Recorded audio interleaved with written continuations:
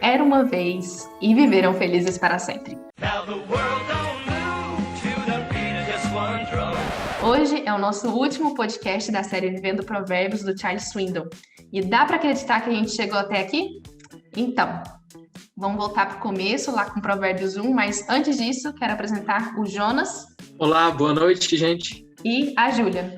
Oi, pessoal, boa noite. Ou bom dia, ou boa tarde, não sei que horas vocês estão vendo isso. É isso aí, gente. Vamos voltar para o começo, falando do Viveram Felizes para Sempre.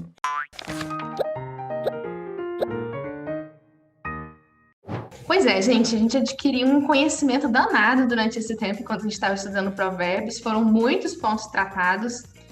E conhecimento, como a gente já estudou, não é a mesma coisa de sabedoria. Como é que a gente transforma isso? Charles Swindoll cita 4 ambientes onde a gente pode estar trabalhando para que o conhecimento se transforme em sabedoria. O primeiro deles é a Bíblia, isso é óbvio. Então, quando a gente estava estudando Provérbios, a gente estava buscando isso.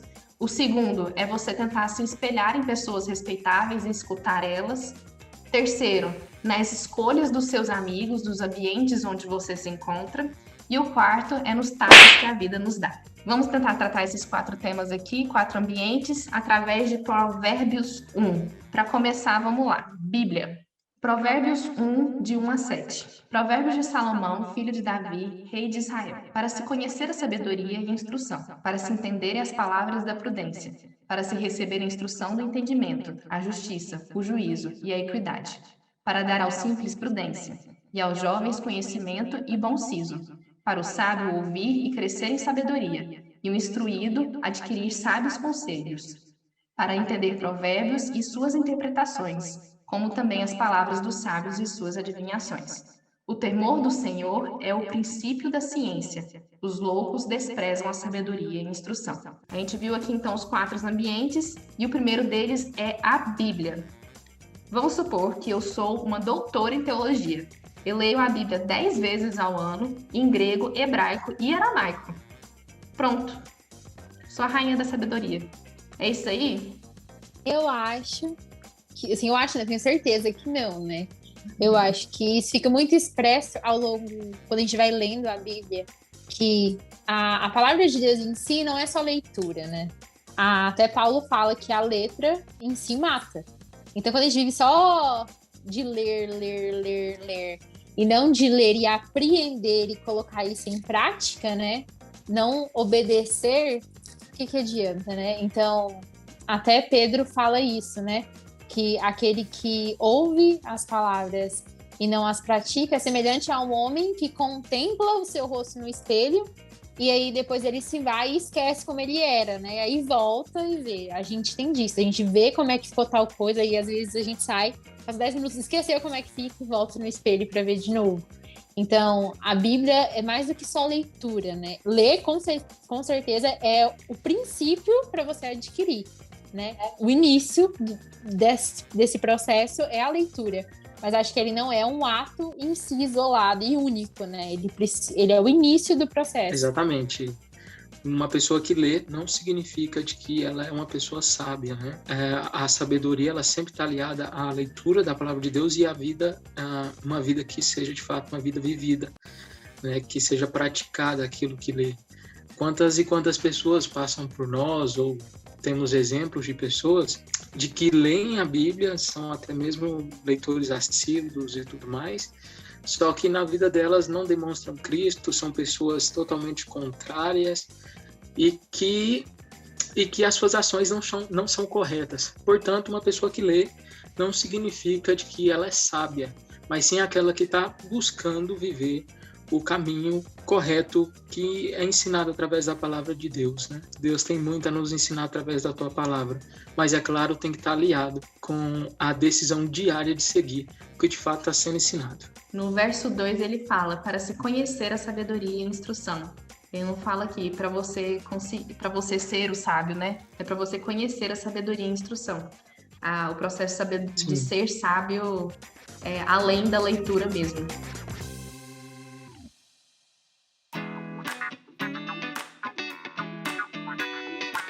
Filho meu, ouve a instrução de teu pai, e não deixes a doutrina da sua mãe. porque diadema de graça serão para a tua cabeça, e colares para o teu pescoço. Versos 8 e 9.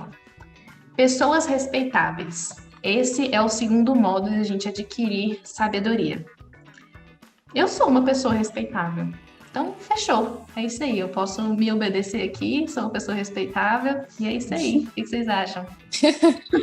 Eu acho que não é tão simples assim, não é mesmo?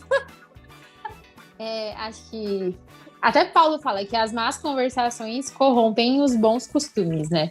Então, querendo ou não, nós que somos cristãos, nós tentamos seguir um certo padrão, né? Nós temos princípios, nós aprendemos, crescemos com isso em casa. Aí, às vezes, você até estuda em uma escola que é cristã, e aí os professores tentam colocar isso, você vai na igreja e eles também falam. Só que eu acho que a vida social, né, de certa forma, se a gente se mistura com algumas pessoas sem querer, né, sem desejar, a gente acaba pegando alguns aspectos dessas pessoas, né, que às vezes não são pessoas tão respeitáveis, que não têm os mesmos princípios que a gente. Então a gente meio que acaba por reproduzir. Eu vou dar um exemplo. Eu tenho um colega que ele fala muito tipo. E aí, nos últimos meses, eu convivi um pouco a mais com ele. E aí, um dia eu virei pra conversar com ele e falei assim, sabe, tipo. E aí eu falei assim, eu tô andando tanto com essa pessoa que mesmo sem querer estou repetindo o que ela está falando. E isso foi algo inconsciente, né? E quando eu percebi, eu já tinha feito. Então, por mais que nós sejamos pessoas cristãs, nós temos que estar envolvidas com pessoas que agregam, né? E que nos levam para cima. Não significa que se eu vejo alguém que precisa de ajuda, eu não vou ajudar porque eu sou superior e só tenho que ficar com gente do meu nível. Né? Não é nisso. Mas é buscar coisas que agregam. Hoje, quando eu estava na aula lá na escola, com o segundo ano, eles têm aula bíblica todos os dias.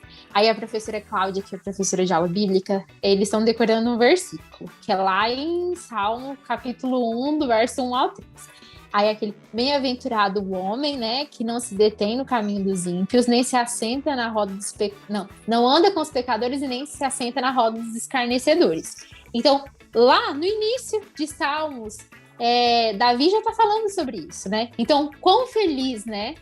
Quão sábio é o homem que não se mistura com pessoas que são injustas, que ainda não receberam a graça de Cristo, né? Que participam dessas coisas, dos escarnecedores. Porque aquele que não participa disso, os versículos eles vão falando que é um homem plantado junto a ribeiros de água. Aí eu fiquei, como assim uma árvore plantada junto a ribeiros de água? Aí eu lembrei, porque quando a gente tem aquelas árvores que estão, tipo, nas margens do rio, né? Normalmente elas são árvores maravilhosas, né? Super verdes, super cheias. As raízes são árvores muito lindas, porque as raízes estão perto desse rio, né? Então ela não seca, não fica definha, né? É uma árvore que está sempre frondosa.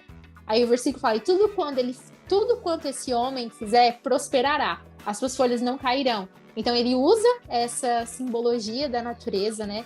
Algo que a gente estuda até em geografia, em biologia, para dar esse exemplo de um homem, quando ele fica com pessoas que buscam, né, ter os mesmos princípios, que é alguém que se dá bem na vida. Exatamente. O mesmo ponto que a Júlia comentou, existem padrões mundanos e que eles influenciam, eles nos atrapalham e fazem com que nós erramos por boa parte. Né? Existe uma mentira que é santa, um xingamento que é aceitável, enfim, tantas coisas nos influenciam, né? Eu lembro de um caso especial, lembro na faculdade, e toda faculdade tem uma matéria que é exigida, que todo curso tenha, que é a antropologia. E a antropologia eu pude ver que afetava muitas coisas que a Bíblia nos ensina, né?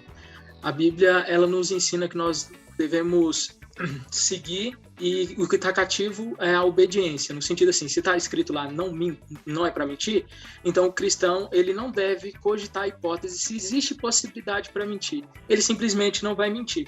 Mas em antropologia é ensinado de que você pode aceitar, que você pode analisar a situação e, dependendo da situação, é até correto, é até aceitável. Então, quando diz sobre outros povos, vamos pegar um exemplo lá, o Estado Islâmico, eles matam, tiram a vida de várias pessoas.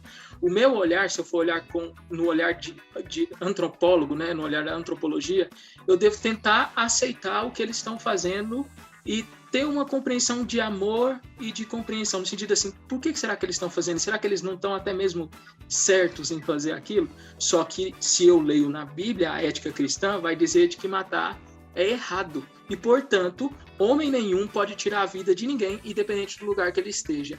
Então, se eu for olhar com os padrões da ética antropológica, eu posso estar falhando. E na nossa sociedade é mais ou menos nessa perspectiva. Existem padrões que estão em vários ambientes que nós frequentamos e que muitas vezes são sutis e acabam nos afetando e nos influenciando totalmente. Portanto, eu acho que uma pessoa que é importante, né, igual a pergunta foi feita, uma pessoa que é respeitável, ela sempre vai seguir o padrão correto cristão e não os moldes mundanos. O apóstolo Paulo, ele fala da igreja de Corinto que o povo lá não seguiu os padrões deste mundo, mas seguiu os padrões que são pertencentes a Deus. Portanto, existem padrões errados, sim, e que muitos crentes, como o de Corinto, podem estar seguindo e achando isso natural, normal, correto, e devem ser retirados e analisados. Então, seguir uma pessoa importante é entender quais esses trajetos que ela está seguindo, de que maneira que ela está vivendo, e, portanto, eu posso me espelhar nessa pessoa, porque se ela está fazendo correto, não existe motivo para mim não seguir. O apóstolo Paulo, ele usa ele como exemplo, ele diz, olha, pode espelhar em mim, porque o que eu estou fazendo é o que é o certo. Portanto, eu acho muito interessante falar sobre seguir pessoas respeitáveis, pessoas que vivem de maneira correta, porque isso foi exemplo que Deus nos deu para ser seguido, mas tem que ser seguido a pessoa correta, não é qualquer um, porque tem muita gente que é considerada importante na nossa sociedade e infelizmente não tem sabedoria nenhuma e não é de fato um conhecimento que vem de Deus. E assim, é igual Paulo fala, né? Eu fico pensando, eu nunca vou poder falar o que Paulo falou, né? Que ele fala algumas cartas dele lá, as cartas, as menores, né, do Novo Testamento, tipo Gálatas, Efésios, Filipenses, Timóteo. Ele fala assim, né? Sede, pois, meus imitadores, assim como eu sou de Cristo. Como é que eu vou virar para uma pessoa e falar, pode me imitar, viu? Que eu tô imitando a Cristo. Eu acho que complicado. Chegar nesse nível de ser a pessoa respeitável é complicado mesmo. A gente entender que existem pessoas que, às vezes, eu acho que parte de tanto de um reconhecimento, igual vocês falaram, do que é certo e de que é errado, né? De quem é uma boa pessoa para se espelhar e de quem é uma pessoa ruim para se espelhar, aqueles que estão dentro da ética cristã e aqueles que não estão, parte desse reconhecimento externo e também parte de um reconhecimento interno de que você não é suficiente. É as duas coisas, né? De que você, por si só, você não consegue compreender completamente todos os mistérios da vida, entre aspas, né? Que, na verdade, são todos os mistérios da vontade de Deus para a nossa vida. Às vezes é se espelhando em outra pessoa que é carne e osso que você vai conseguir espiritualidade que não é carne e osso. É espiritualidade, né? São coisas um pouco menos palpáveis. Às vezes você precisa de uma coisa carne e osso para poder conseguir entender. E essa é a maravilha da sociedade que Deus criou. Deus criou pessoas que se relacionassem entre si para que essa troca houvesse de forma acessível, para que Deus conseguisse comunicar com as pessoas de forma acessível. Aqui ele fala do pai e da mãe, nesse verso que a gente falou, tem o pai e a mãe.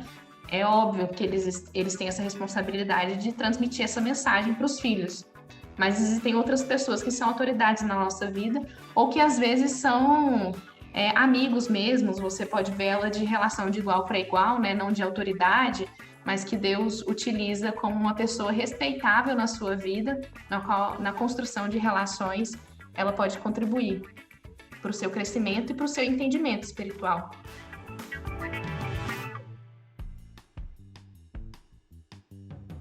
A terceira, a gente já começou a conversar um pouquinho, mas fala sobre os amigos.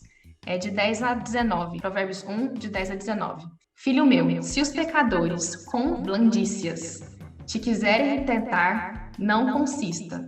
Se disserem, vem conosco, espiemos o sangue, espreitemos sem razão os inocentes, traguemo-los vivos com a sepultura inteiros, como os que descem a cova.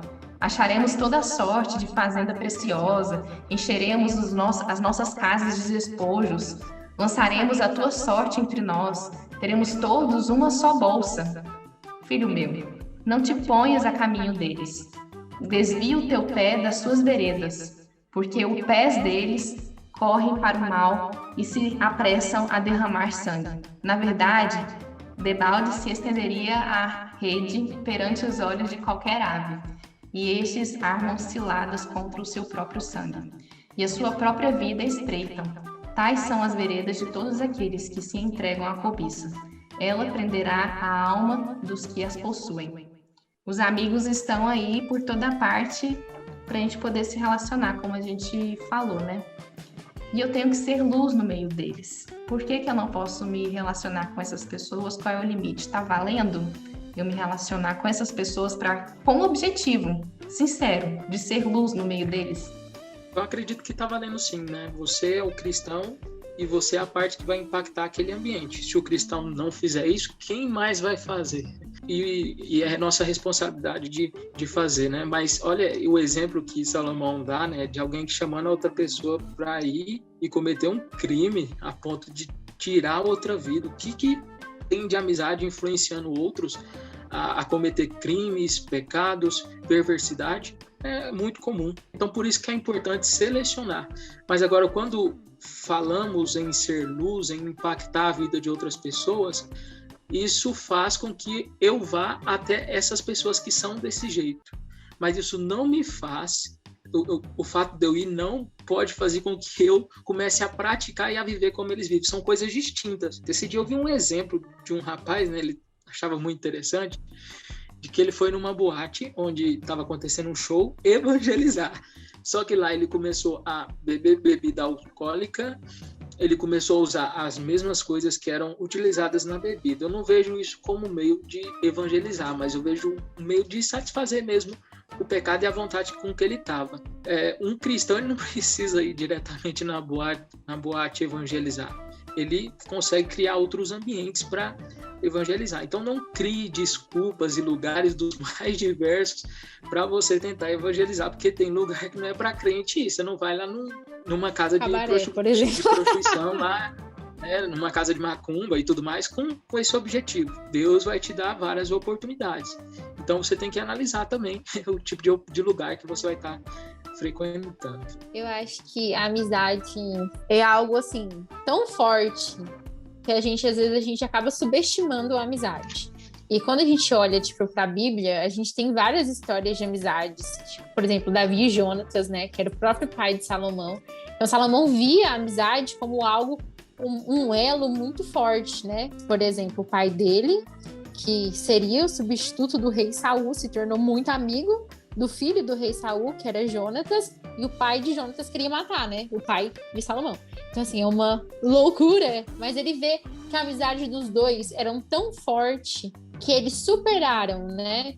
E acho que é por isso que quando a gente lê Provérbios, a gente vê tanto essa questão da amizade. Então, quem encontra um amigo, né? É como se encontrasse uma riqueza, que na hora da angústia, para todo tempo há um amigo, mas é na hora da angústia que nasce um irmão. Então, assim, eles até comparam esse laço de amizade como se fosse o laço sanguíneo de um irmão, de como é forte. Eu penso que hoje, na nossa sociedade, a amizade de hoje ela é um pouco mais subestimada, sabe? A gente pensa assim, somos amigos para algumas coisas, mas para outras coisas a gente não precisa ser amigo, e isso não permite que nós possamos dimensionar como que as amizades impactam na nossa vida. Hoje, quando eu penso, por exemplo, na minha adolescência, eu vejo tanto que as minhas amizades me impactaram. E tem coisas que eu lembro que eu fiz na adolescência que eu falo, por que eu fiz isso? Aí eu lembro que porque, era legal e meus colegas faziam e eu também ia lá e fazia.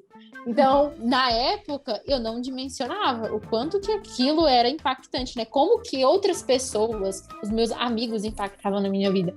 Mas hoje, quando eu olho para trás e tenho medo de no futuro olhar para hoje e achar a mesma coisa, né? Eu acho que a gente precisa, então, reconhecer a amizade como um fator muito importante na nossa vida. Eu acho complicado você falar que o seu objetivo final, quando você estabelece uma amizade forte, é ser luz na vida de outra pessoa e é só isso. Eu acho complicado você estabelecer esse tipo de amizade. Olha só que o Charles Swindoll, um pastor de muitos anos, já uma longa carreira, ele tem muitos anos de ministério.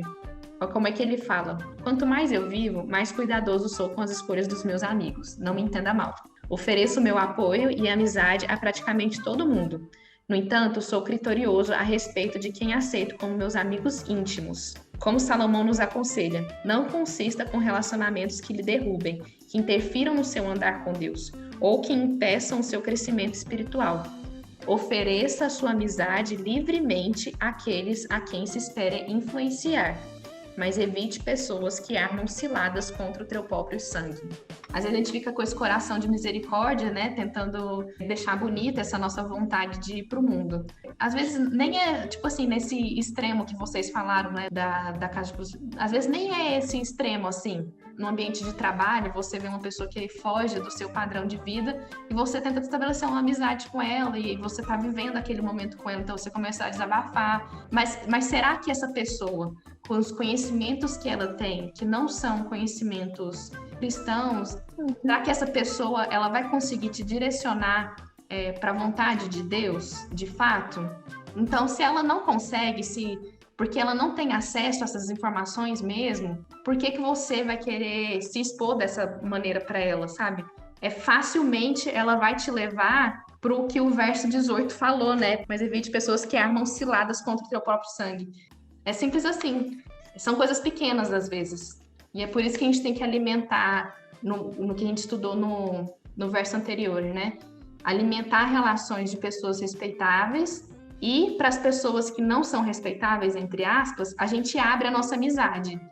Elas estão precisando de alguém, você pode abrir livremente a sua amizade para essas pessoas, mas não coloque ela como seu amigo íntimo, porque as ciladas que podem ser tragadas para sua vida não são só ciladas do perigo aqui na Terra, né? Exatamente. Às vezes a gente nem percebe, né? É algo tão sutil que a gente vai indo na onda. É isso que você falou, olhando para sua adolescência, né? E eu imagino que quando eu chegar na minha velhice, eu vou olhar para minha juventude, ou quando eu chegar daqui 5 anos, eu vou olhar para o que eu fiz hoje, e a gente fica remoendo essas pequenas influências que a gente tinha, né?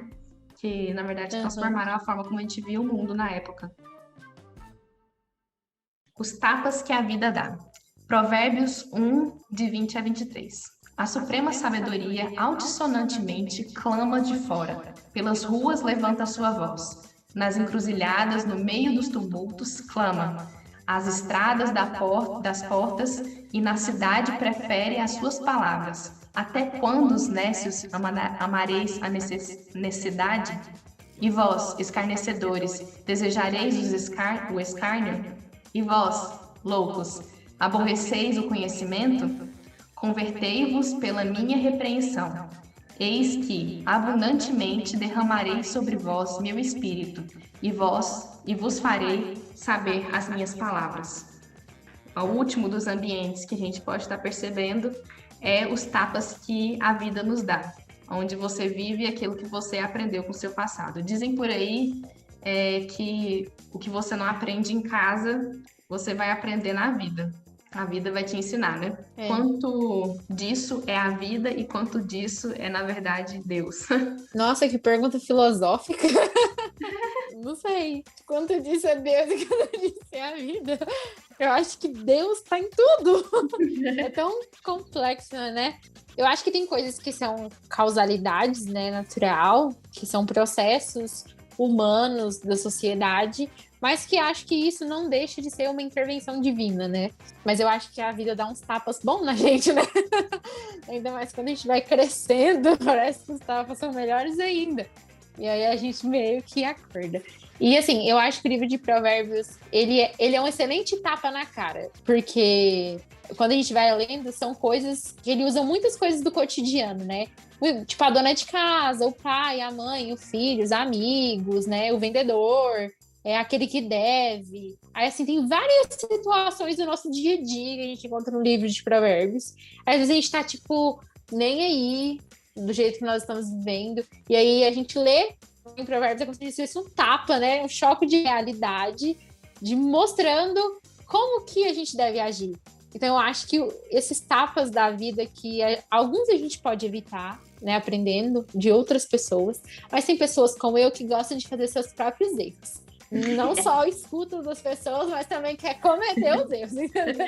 Quer comprovar se tá certo ou não, porque dá ruim. Então, eu acho que os tapas... Mas a Bíblia é incrível. Eu não consigo dizer nada hoje que eu não encontre na Bíblia, que não seja aplicável em nenhuma situação. Para mim, disciplinar e instruir são formas diferentes.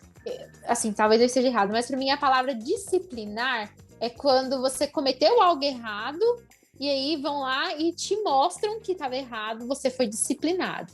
A instrução, para mim, ela é algo prévio do erro. Então, para mim, a Bíblia tem muito essa questão da instrução. Antes de você fazer errado, ela já tá te falando que é errado para você não fazer errado. Então, eu acho que até o livro de Provérbios que a gente leu, ele tem muito essa pegada da instrução, da disciplina, da correção, de tudo junto, né? Uhum. Que é bem legal. Os tapas da vida são comuns.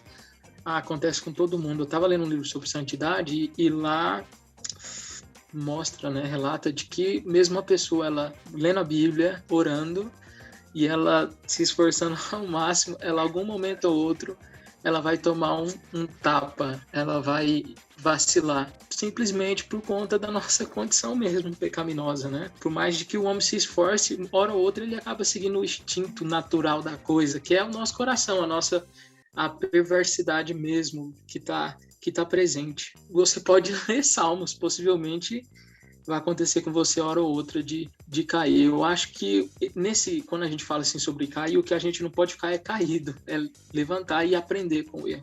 O que muitas pessoas fazem é cair e continuar caído, no sentido assim, eu errei, eu pequei, eu sei que isso é errado, mas eu simplesmente não tento me levantar, não procuro ajuda em quem de fato vai me ajudar, que é Deus, e permaneço lá deitado, me esbaldando no pecado. Isso é comum. Nós erramos, vacilamos, compreendemos e permanecemos. O que nós não podemos ter é esse tipo de atitude, de pensamento, de continuar estagnado ali, mergulhado no pecado. Por isso que nós temos aqui o livro de Provérbios. Então, se você se perguntar assim, então qual é a importância, o objetivo final do livro de Provérbios, já que eu vou cair, vou tomar esse tapa na cara, que você se levante, com que você acerte, com que você vive uma vida de fato como tem que ser vivida. Isso é bem interessante.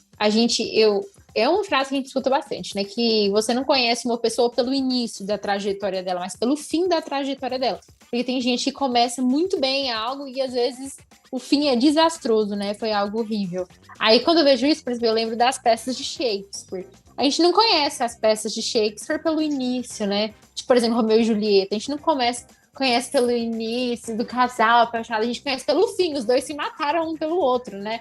Então, assim, pensando na gente, a gente tem que ser meio shakespeariano também. Então, não importa se você tá caindo o tempo inteiro, o importante é como que você quer chegar no fim da sua trajetória, né? Não se matem com Romeu e Julieta, essa é uma analogia, mas a ideia é que você vai ser conhecido pelo seu fim, né? Tapa na cara é necessário de vez em quando. E aí é por isso que quando eu perguntei quanto disso é a vida e quanto disso é Deus, para mim, na verdade, é tudo Deus. Que até quando é a vida, faz parte do projeto de Deus. Não no sentido que ele pensou na sua queda, mas no sentido que ele te instruiu formas para você não cair, porque era óbvio que se você não seguisse essas instruções, você cairia. Uma coisa que às vezes a gente esquece é que a forma como Deus instrui a nossa vida não é só uma forma chata de proibições. É realmente a melhor forma de se viver a vida. E não é a melhor forma de se viver a vida pensando na eternidade. É a melhor forma de se viver a vida hoje. E aí é engraçado porque o texto anterior, o dos amigos, ele fala de um plano perfeito, que eles iam ser ricos e que eles iam se dar muito bem através da exploração dos inocentes. Ele fala, espreitemos sem razão os inocentes. Assim, é um plano muito perfeito. Mas é óbvio que não ia dar certo, né? Então, assim, a forma como Deus coloca pra gente poder viver hoje é a melhor forma. E é por isso que quando a gente foge dela e os tapas na vida acontecem, é Deus também. Porque é as consequências do nosso pecado e Deus projetou esse mundo do livre-arbítrio na qual nós sofremos as consequências das nossas escolhas. Então tá, gente, a gente conseguiu concluir o livro de Provérbios, não Provérbios livro da Bíblia, mas o livro do Charles Swindoll. A ideia aqui é que vocês tomem como um pontapé aqui inicial lições diversas que Provérbios trouxe pra gente, como uma ideia de que tem muitas mais lições, e elas são totalmente aplicáveis no dia a dia de vocês. Como hoje a gente discutiu no podcast, Deus está falando, gritando pelas ruas a sabedoria dele. Mas estudem a Bíblia, busquem boas pessoas, pessoas respeitáveis que você possa aprender junto, busquem amigos e relacionamentos que você possa crescer, e se por algum acaso a vida te der um tapa, entenda esses tapas e passe por cima, né? Segundo a vontade de Deus. Ao caro ouvinte, que possa tirar boas lições dos nossos estudos. Se você perdeu algum, volte, assista, e que Deus tem muito a falar através da tua palavra. Sempre tira um tempo para Deus, em oração, em leitura. Isso tudo vai fazer de você uma pessoa mais sábia, mas também coloque em prática. Muito obrigada se você chegou até aqui no fim. Tchau, tchau. Tchau, gente. Tchau.